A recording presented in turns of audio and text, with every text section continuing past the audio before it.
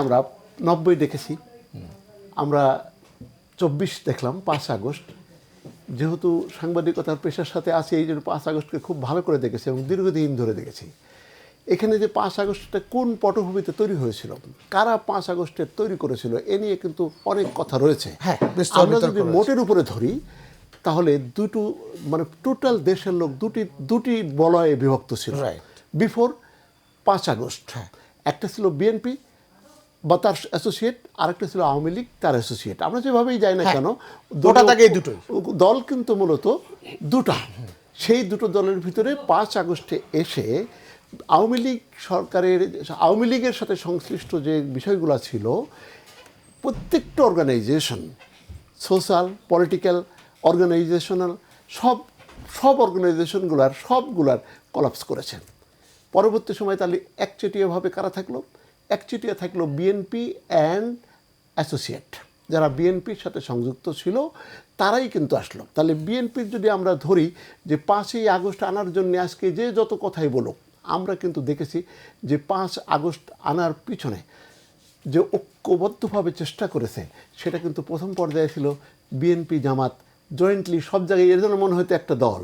আমরা যদি প্রেস ক্লাবেও যাই, সেখানেও সাংবাদিকদের দুটো ইউনিয়ন রয়েছে, সে তো দুটো ইউনিয়নের মধ্যে একটা বিএনপি, একটা আওয়ামী ফোরামের সাথে সমর্থিত। সেখানেও কিন্তু বিএনপি আর জামাত এরা কিন্তু দুটো এক দলে। তাহলে যদি আমরা বলি, এবং দেখেন যে আওয়ামী লীগের আমলে যে সমস্ত নির্যাতন যা কিছু ঘটেছে কিনা, সেই ঘটনা কিন্তু এই দুটো দলের উপরে, পলিটিক্যাল দল, আমি অন্যদের পরেও ঘটতে পারে, কিন্তু পলিটিক্যাল দল হিসাবে, রাজনৈতিক দল হিসাবে জামাত এবং বিএনপি টু মাচ ভিক্টিমাইজ ওই সময়টা। তারা দেখেন আসছে। আপনি যদি বলি বিএনপির কথা, বিএনপি শুরু করেছে কোথা থেকে? এসএসসি পরীক্ষা দিয়ে। কীরকম? ইউনিয়ন পরিষদ সম্মেলন, তারপরে করেছে জেলা, তারপরে করেছে বিভাগীয় সম্মেলন, তারপরে ঢাকায় সম্মেলন করেছে। করতে গিয়ে সেখানে যে বড় ধরনের, ওটা কি 28 অক্টোবর কত ছিল? 28 অক্টোবরের যে একটা বড় ধরনের ঘটনা ঘটে গেল, সেই ঘটনায়ও কিন্তু আপনি আওয়ামী লীগ রিজমকে ফেল করাতে পারেননি। তারা দেওয়ার এক্সিস্ট। তারপরে মনে করেন আমরা যদি জামাত ইসলামকে ধরি, from the top of Jamaat Islam nearly 10 এই লোকগুলো তো যেভাবেই যাক না কেন, ফাঁসি দিয়ে হোক, যেভাবে হোক, তারা ভিক্টিমাইজ হয়েছে। জামাত যেখানে দাঁড়িয়েছে সেখানে ক্ষতিগ্রস্ত হয়েছে, সে নামাজে যাক, জানাজায় যাক, আর যেখানেই যাক না কেন। আমরা যদি বলি ক্ষতির দিক দিয়ে, ত্যাগের দিক দিয়ে যদি হয়, তাহলে বিএনপি এবং জামাতের যে ক্ষতির পরিমাণ, সেটা কিন্তু তারা আলটিমেটলি জয়েন্টলি মুভ করেছে। এর সাথে আমরা দলটাকে আমরা ভাগ করছি। তাহলে এর বেনিফিশিয়ারি কারা? 5ই আগস্টের দ্বারা আসছে। একটা হলো প্রথম, আমি বলবো সাংগঠনিকভাবে যদি বলি, বিএনপি জামাত। তারপরে কারা? ছাত্র আন্দোলন, যারা ওই যে ছাত্রদের যে কোঠা বিরোধী যে আন্দোলনটা হলো, তাদেরকে কিভাবে ওই রাজু ভাস্কর্যের সামনে পিটানো হয়েছে। আপনি বাতিল বিপ্লব আপনি কভার করেছেন, আর মাঠে ছিলাম, আমরা দেখেছি যে কী ধরনের অবস্থাটা সেখানে হয়েছিল। তাহলে এখানে কিন্তু তৃতীয় পক্ষ যোগ হলো, বিএনপি জামাত প্লাস ছাত্রদের যারা অংশটা আসলো, এই ভিক্টিমাইজ, এই 3টি গ্রুপ কিন্তু এক হলো। 3টি গ্রুপ যখন একটা পর্যায়ে গেল, যখন প্রধানমন্ত্রী থাকা অবস্থায় শেখ হাসিনা বললেন প্রেস কনফারেন্সে যে আমার পিয়ন 400 কোটি টাকার মালিক, তাহলে এই কথাটার মানে হলো সে কিন্তু ডাইরেক্টলি অর ইনডাইরেক্টলি সে কিন্তু স্বীকার করে নিল যে তিনি দুর্নীতি ঠেকাতে পারেননি। ব্যাংকের টাকা গেছে, এই টাকা গেছে।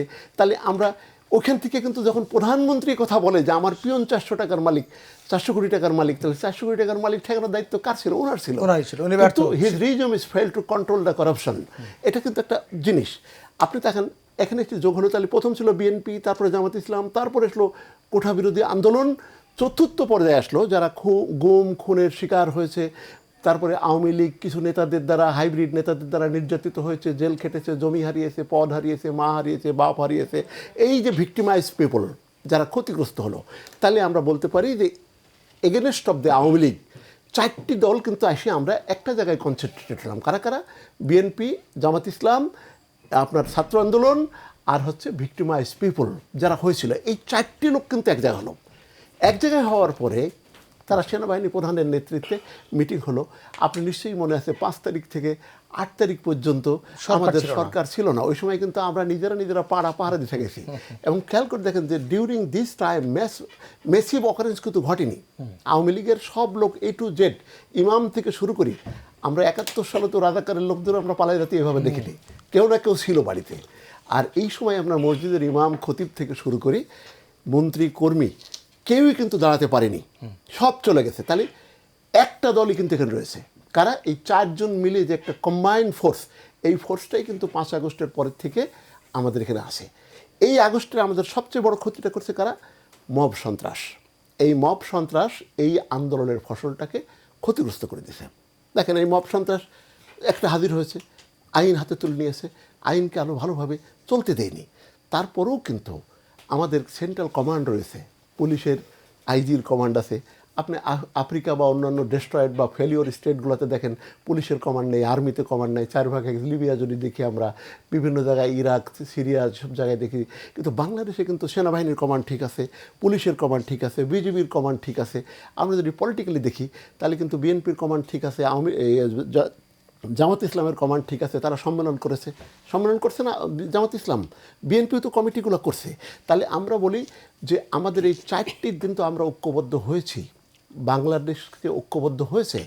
আপনি লক্ষ্য করবেন যে নিশ্চয়ই অনেক দেশের সাংবাদিকদের সাথে আমাদের যোগাযোগ রয়েছে, এমনকি ইন্ডিয়ান সাংবাদিকদের সাথেও আমাদের যোগাযোগ রয়েছে। ইন্ডিয়ান সাংবাদিকরা সবসময়ই বলে যে বাংলাদেশ একটা ফেলিওর স্টেট হতে যাচ্ছে এবং মৌলবাদীরা বাংলাদেশ দখল করে নিয়েছে, Pakistan occupying Bangladesh, is occupying Bangladesh.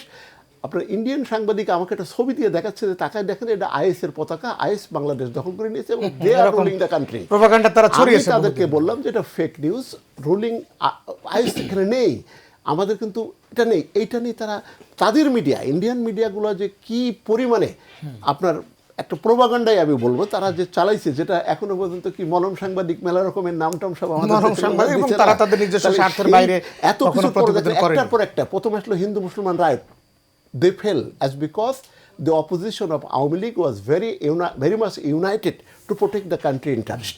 সে কারণের জন্য কিন্তু তারা এটাকে ওই যে বললো যে আপনার ধর্মীয় সংখ্যালঘুদের নির্যাতন করা হচ্ছে, ইস্যুটা কিন্তু ইন্ডিয়ান ইস্যুটা ফেল করলো। দ্বিতীয় আসলো হচ্ছে বর্ডার টেরিটরি, বর্ডার নিয়ে উত্তেজনা সৃষ্টি করার চেষ্টা হলো, সেটাও কিন্তু আমরা মানে আমি বাংলাদেশিরা সেটাকে কিন্তু কম্বাইন্ডলি এটাকে করেছে। একটা পর্যায়ে আসি, শেষ পর্যায়ে আসি যখন দেখছে যে হর্নস অফ ডিলেমা হইল, তো সরকার গঠন কী করবে? এডিমটেরিম সরকার তারা চালাচ্ছে। ডক্টর ইউনূস তার যে ব্যক্তিত্ব, এটা স্বীকার করতে হবে যে ওয়ার্ল্ড ওয়াইড মোদির মতো লোক তার কাছে ম্রিয়মান, তার ব্যক্তিত্বের কাছে। আমি শেষ করে দিচ্ছি, আমরা যদি বলি ঐক্যবদ্ধ হওয়ার কথা, আমরা কিন্তু এই পার্ট হিসাবে, বাঙালি হিসাবে এখনও আমরা স্টেট রক্ষার ব্যাপারে, রাষ্ট্রীয় ক্ষমতা বা রাষ্ট্রীয় শৃঙ্খলা বজায় রাখার ব্যাপারে আমরা এখনও একমত আছি। এবং এই একমতটা চূড়ান্ত রূপ দিতে হলে উই নিড রেগুলার গভর্নমেন্ট।